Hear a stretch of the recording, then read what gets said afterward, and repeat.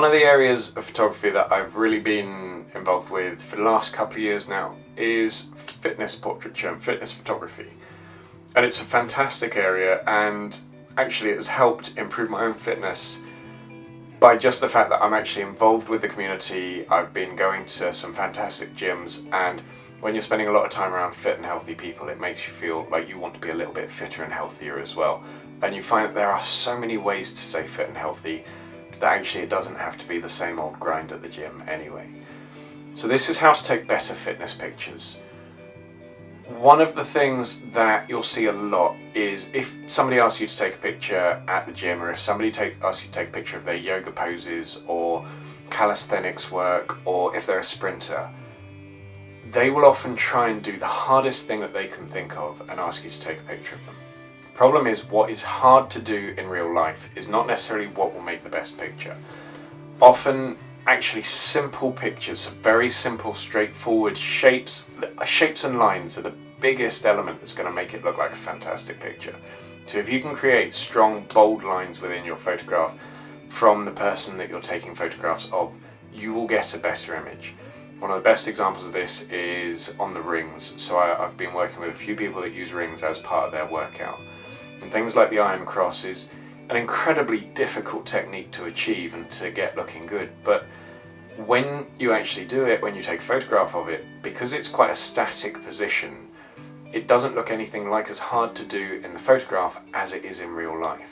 Somebody who really knows that technique, who looks at that photo, might look at it and think, wow, that's very impressive. But to show it to somebody who maybe wants to start achieving a level of fitness, they might look at it and sometimes it just looks like they're floating. It looks like they're putting no effort in.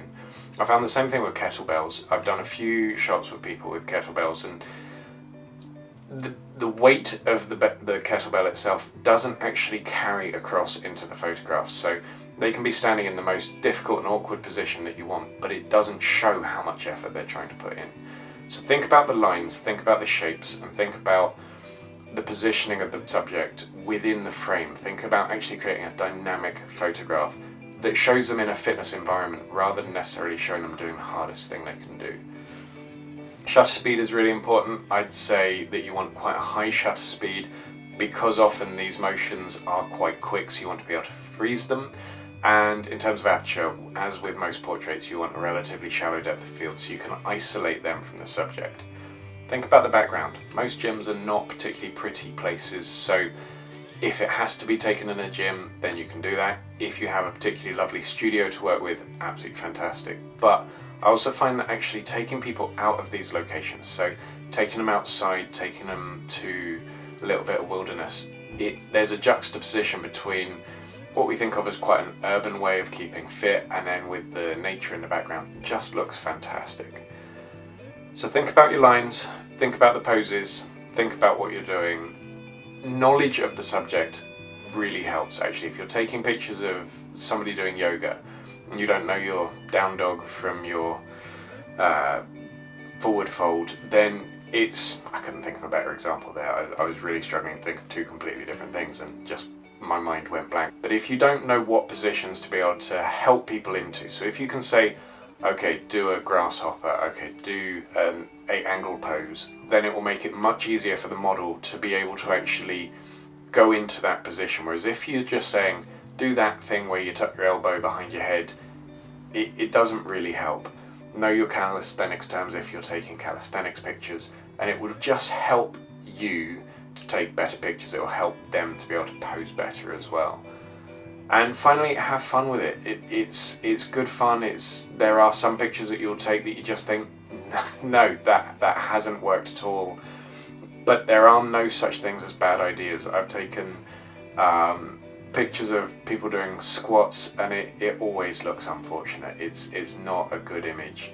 But that doesn't mean to say that you won't take one that is a great image. So yeah, try it. One of the things I see a lot is the weird fake sweat. I remember seeing an article on using a little bit of glycerin in some water and spraying it using a spray bottle onto people's face or onto their clothing to give them the image of that they're really sweating and working hard.